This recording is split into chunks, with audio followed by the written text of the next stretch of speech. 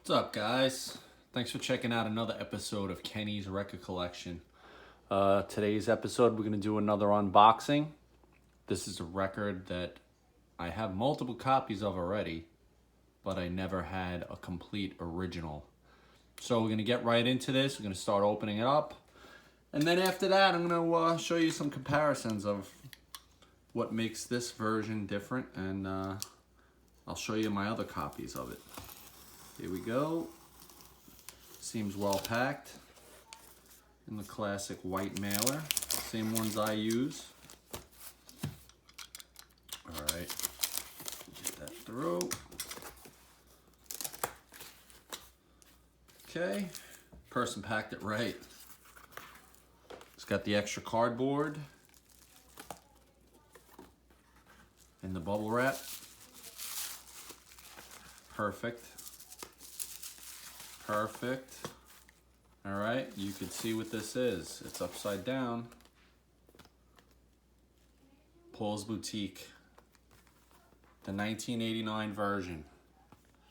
This is how you could tell right off the bat that it's an 89 version. It's the barcode with the sticker. Has the number on it. That's the one you want to see for the original. This is the original 8-panel version. Opens up twice. So you got your intersection of Ludlow and Rivington Street in the Lower East Side of Manhattan. This was a great photo shot by MCA. Very cool. Actually, I can put them together and get the whole intended view. It's supposed to be like you're looking around.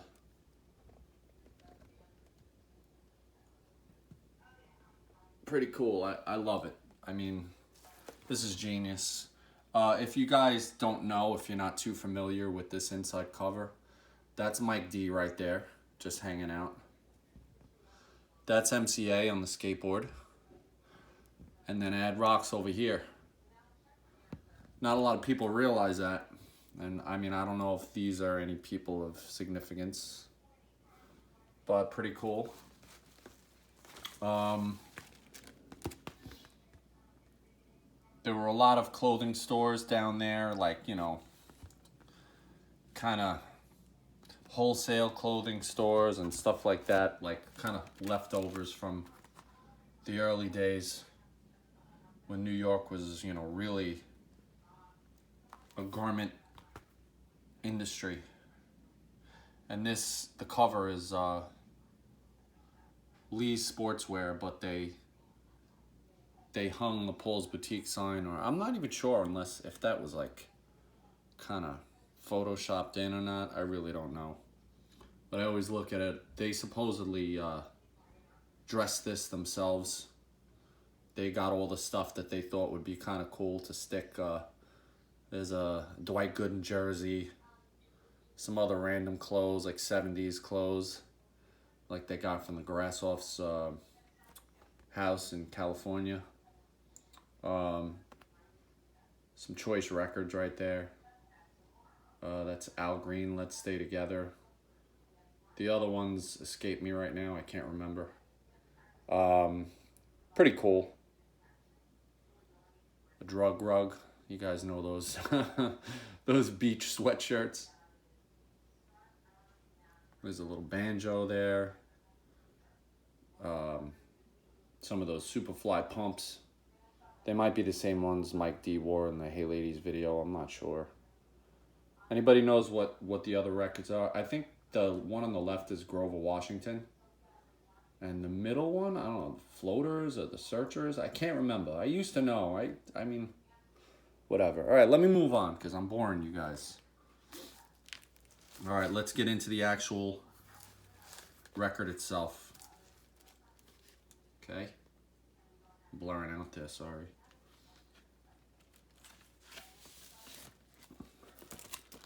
Sent in a nice VRP sleeve. non-static. Whoever this guy was that sold me this record, he definitely took care of it. I'm very happy. This popped up for a good price and I had to get it. I told the story in my Beastie Boys video that I put up a few weeks ago, that I had a copy of this that I purchased probably 30 years ago. I purchased it at Bleecker Bob's, and he told me in the store that the version I had was a promo copy because it didn't have the sleeve. I'll show you that copy right here. Yeah, this, he told me, yeah, it's a promo copy. That's why it doesn't have the sleeve, and I took his word for it. It was only 10 bucks at the time. I mean, it got me through the time because there was no re-release of this at the time, and it was a hard record to come up on. They really didn't sell that many of these in the beginning. So, you know, a year or two after it came out, it was, you know, not the most easy record to get. So yeah, the record looks great. I'm very happy. I'm going to tuck that back in. We'll pull out the inner. The inner for this is usually pretty hard to get to, especially one that's not all destroyed. This is great. It's got all the lyrics. If anybody read the lyrics to this, there's certain lyrics are a little different than how they wound up on the record, which is always cool. I love that, spotting like how they originally intended the song to be. All right, here's this famous Ricky Powell photo. Rest in peace, Ricky Powell. This was from the pool at the Grasshoff's mansion where, you know, they hung out during the recording of Paul's Boutique. I think it was Ad Rock. His room had an actual window into the swimming pool. So Ricky Powell must have set up in that room and took the picture of them. I mean, I love it. Can't get enough of the Beastie Boys, especially this era. I think one other difference with this version is the spine. You know, nothing that anybody else would really care about except for me, but it's got the right catalog number there. It's kind of blurry, I'm sorry. Not focusing in on it. It's nothing major to say. I'm going to show you. So this was the one I had that Bleecker Bob sold me, and whatever. It's the same exact record as the one that's in that one that I just opened. Then we're going to go to... This was the next version of Paul's Boutique to come out on vinyl. This is the Grand Royal version. So this came out in 1998. It's the first version of it on double vinyl. Because if anybody's familiar with the original release of Paul's Boutique, it doesn't really sound good. There's too much music on each side. It should have always been a double record, but I think they blew out their budget just on the sleeve at the time. Capitol wasn't going to give them a double album, even though it didn't sound right on one record. So yeah, it's 99% the same exact thing. It doesn't have that barcode sticker on the back, and you see the spine is different. And it says GR 065, that's Grand Royal 065. And I'll pull out the records. Basically the same exact layout. 8-panel. So here we have one record. And I believe it has the lyrics to the entire album on both inner sleeves.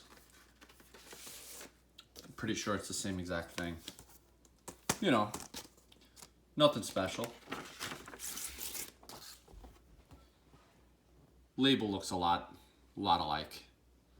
You know, it's got the Beastie Boys records instead of Capitol Records. That was always cool that they did that logo. Oh man, look at it. That's like a cat hair on there or something. I haven't had a cat in 20 years. So that hair has been holding on from the cat I used to have. It's crazy.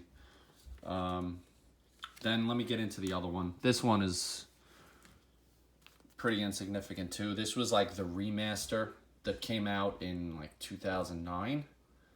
The coolest part about this re-release was they did